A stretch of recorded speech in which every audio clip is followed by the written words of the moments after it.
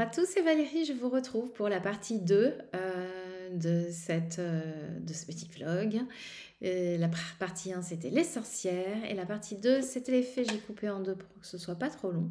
Et je vous rappelle que le thème c'était les sorcières versus les fées. Les sorcières étant des êtres humains qui vivent en tout cas dans le monde manifesté et qui expriment leur magie, notamment grâce aux plantes et à la nature.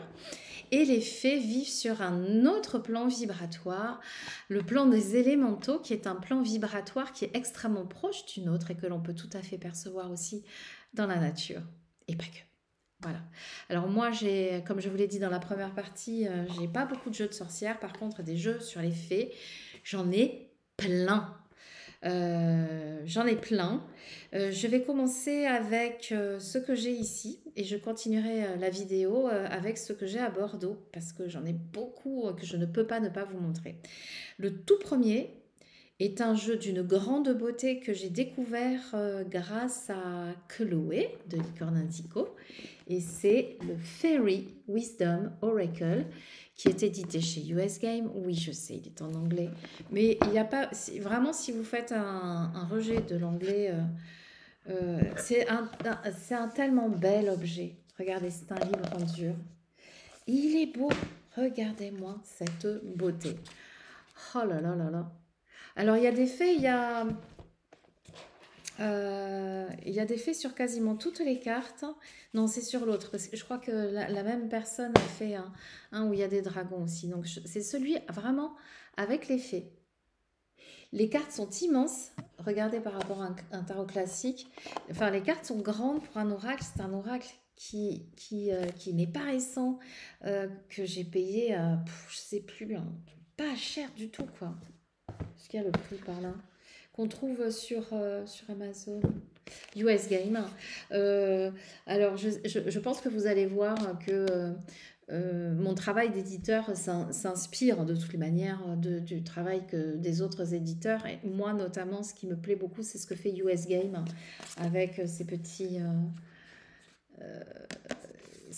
écrins pour recevoir les cartes. Je trouve ça magnifique. On retrouve le papillon. Les cartes, on peut l'utiliser vraiment comme un support de tarot. Moi, je l'utilise celui-ci avec un autre jeu que je vous montrerai. J'utilise ce jeu avec le tarot ésotérique des mondes de fées de Linda Ravenscroft. Je vais y arriver. Donc, vous pouvez tout à fait utiliser Journal de fées, Beloved. Alors, elles me plaisent beaucoup, ces fées. Je les trouve très, très, très, très belles. La source de la magie. Et je trouve que ça a un lien aussi avec la nature et les sorcières, mais ce sont des créatures différentes. Voici ce premier jeu. Donc, qui est très facile à trouver. On le trouve sur les plateformes. Et vraiment, je vous dis, il est à moins de 25 €, ou dans les 25 €, je ne sais plus. Et maintenant, même des jeux de mass market de cette qualité à 25 €, ça ne se trouve plus. Donc, vraiment, jeu magnifique. Il est 11h33. J'adore. Beaucoup de... Vraiment superbe coffret. Tout petit, tout mignon, que j'ai depuis peu. C'était une honte que je ne l'ai pas dans ma cartothèque. C'est le petit Fairy Tale de Lisa Hunt, qui a été écrit par Arwen Lynch dans sa petite boîte toute mignonne. Voilà, le normand avec le talent de Lisa Hunt. Alors, il va très bien aussi avec le tarot ésotérique de Monde de Fées. Donc, je sais que Hugues va me faire râler parce que sans vouloir spoiler, je sais que dans sa sélection, il a le tarot des contes de fées de Lisa Hunt en français, que je n'ai pas. J'essaye de vous trouver une qui me plaît. J'aime beaucoup les nuages. Vous vous rendez compte? Il y a tout dedans.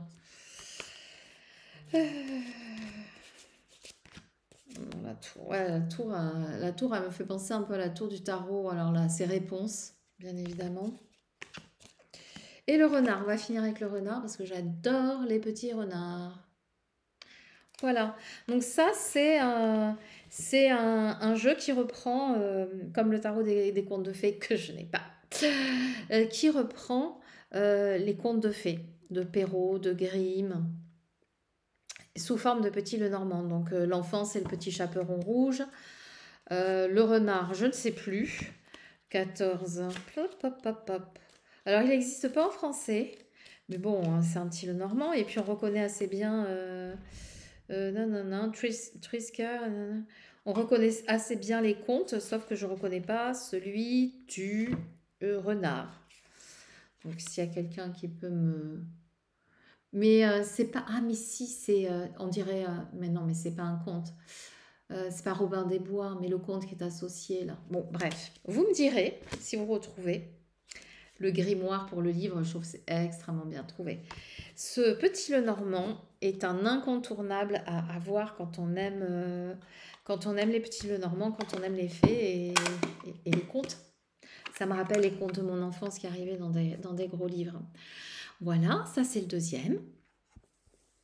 Seconde qui s'est passée et pour moi une journée puisque je suis partie à Bordeaux pour tourner la suite des vlogs et c'est un peu en désordre parce que j'ai beaucoup de jeux à Bordeaux dans mon bureau, dans le bureau des éditions Nitaya. Je vous le présente pas encore parce qu'il n'est pas fini. Derrière sur le mur il va y avoir une fresque. Il y a encore plein de choses à faire et c'est pas fait. Donc quand ça sera fait, je vous ferai faire un petit tour du propriétaire. En attendant, on continue.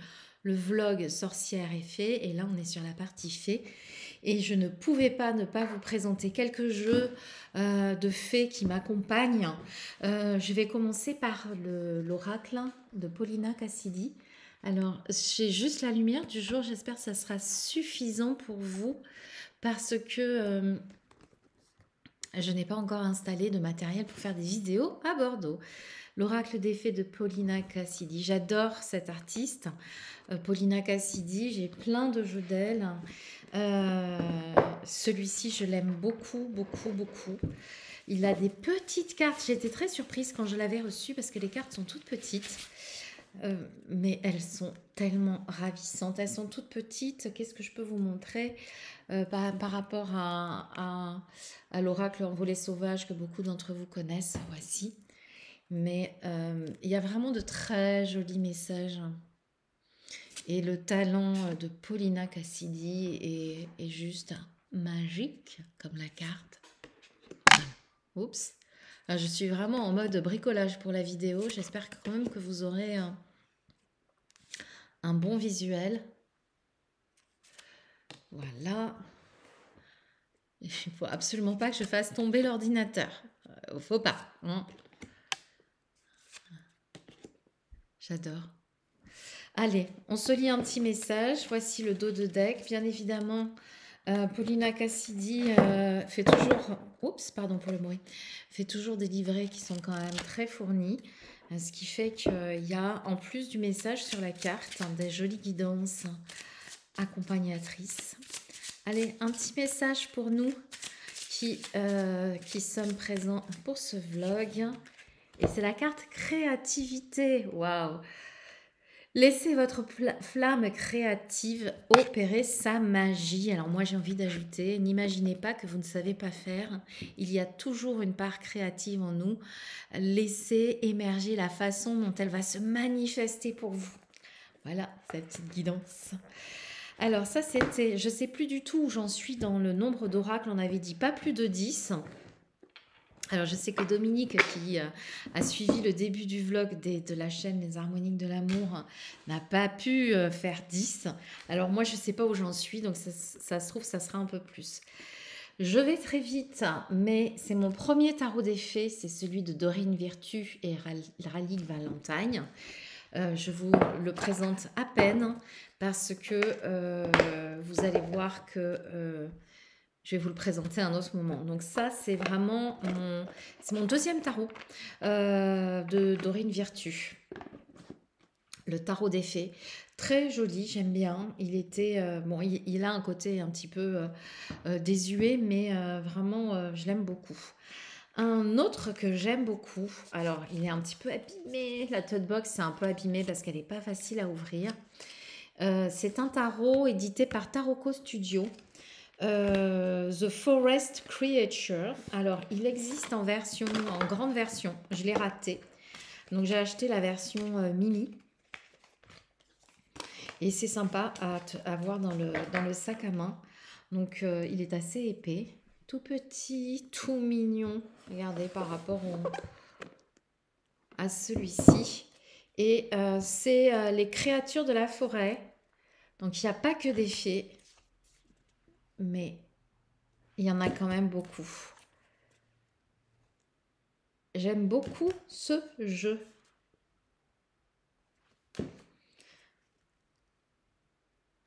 Il y a quelque chose qui m'attire dans les fées. Imaginez qu'elles peuplent nos jardins, nos forêts. Ça me plaît beaucoup. Tiens, voilà une petite dernière. Allez, une dernière. Alors, je pense que, je sais pas s'il existe encore, mais il est possible. Donc, Taroko Studio, c'est vraiment une bonne maison d'édition, mais c'est pas une grosse maison. C'est une maison quand même qui peut avoir du stock. Donc, si vous allez faire un tour sur Internet, vous êtes susceptible de le trouver. Je ne peux pas vous parler des fées sans vous présenter le petit oracle des fées de Claire Duval, illustré certainement par Célia Melville, absolument. Ce petit oracle qui délivre des messages merveilleux, et je vais en prendre un pour nous. La Dame verte. Il est temps pour toi de te ressourcer dans la nature auprès des énergies féeriques. Même le plus petit coin de verdure abrite le merveilleux et te sera profitable. Voici le dos avec une petite fée et toutes ces cartes ravissantes. Alors lui, on le trouve toujours, bien évidemment. Toutes ces petites cartes qui sont dans des couleurs vraiment sympas. Dans les fées, un tarot qui m'a été offert par mon ami Hugues, qui n'est pas fan des fées. Donc du coup, il n'a pas beaucoup de jeux pour son vlog fée. Il a plus de sorcières. Il m'a offert ce jeu, merci Hugues, qui est un tarot qui je pense qu'il a trouvé au Roi de Coupe. C'est le Heavenly Bloom tarot par Noah Ikeda. Alors ce jeu, c'est de la poudre de fée. Je ne sais pas si vous imaginez la poudre de la fée clochette. Pour moi, ce jeu, c'est la poudre de la fée clochette. Alors, il est dans des tons rose, pastel. Voilà, il est tout mélangé. Hop, il est tout mélangé. Il a une magnifique tranche rose poudrée. Un dos de deck joli. J'aime bien ce rose un peu ancien. Et c'est un tarot qui suit le Rider-Waite avec des cartes qui glissent vraiment très bien. Et en plus, je ne devrais pas le dire parce que c'est un cadeau, mais je vous le dis s'il vous plaît. Et il est, je crois que c'est, je me demande si c'est pas US Game System. Il est vraiment à un prix raisonnable. Je le sais parce que je l'avais regardé pour le prendre et puis Hugues m'a devancé. Oui, c'est US Game System 2022. Hugues m'a devancé, donc c'est pour ça que je sais. Sinon, bien évidemment, que je ne regarde pas. Le Hiérophant. Voilà. Heavenly Bloom. Alors, c'est plutôt... je sais pas un tarot de fées spécifique, puisque Heaven, c'est le paradis. Mais il y en a quand même beaucoup. Alors, je vous en cherche une jolie. Alors, je montre la grande prêtresse. Bon, il n'y a pas les ailes de fée pour toutes les cartes. Le monde. Voilà. Ce jeu, je ne l'ai pas vu beaucoup passer sur la communauté. Moi, je l'aime beaucoup. Et c'est un tarot qui permet de travailler un petit peu différemment et mettre cette magie dans notre vie. Je ne sais plus où j'en suis, mais je sais que je vais vous présenter mon chouchou de cette année.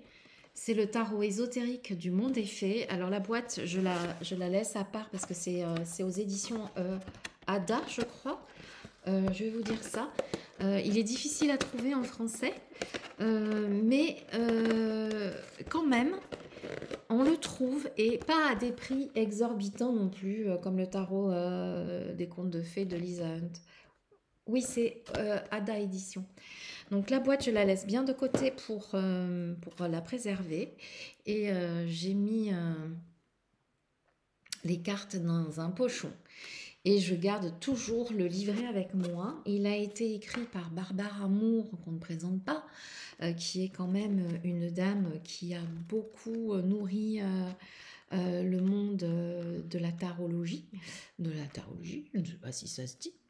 Et ce tarot ésotérique du monde est fait, je prends en général, je ne fais pas un tirage psychologique ou un tirage divinatoire ou un tirage à plusieurs cartes, mais en général, je prends une carte parce que sur chaque carte, il y a une poésie, un conte qui est narré par Barbara Moore. Donc mon idée, moi, c'est de prendre une carte et d'aller regarder ce que ça me raconte dans le livret. C'est ce qu'on va faire. Alors, je vous montre quand même quelques cartes. Voici le dos de deck. Et voici quelques cartes. J'adore. Il est pas récent, ce jeu. Et dans des jeux plus récents, on retrouve l'inspiration qu'avait déjà mis Linda Ravenscroft au niveau des illustrations. Il a un petit côté romantique. Vraiment, il me plaît beaucoup, beaucoup, beaucoup. Allez, on va se prendre une petite carte. Une petite carte de guidance pour nous. Qu'est-ce que la fée du jour a besoin de nous délivrer comme message? Eh bien, c'est le 7 de bâton. Oula! Le 7 de bâton, ça sent le fight. Waouh, ça sent le fight. Bon, et qu'est-ce que nous dit Barbara Moore? Puisque en fait, c'est ça que je voudrais vous montrer. Les bâtons. Alors oui, alors elle mélange. Alors elle fait d'abord les personnages de cours sur tous les éléments. Enfin bon, bref. Alors après le livret, je le trouve un petit peu difficile. Voilà. Nos deux amis qui ont convenu de faire front commun pour le meilleur et pour le pire sont dans une situation bien délicate.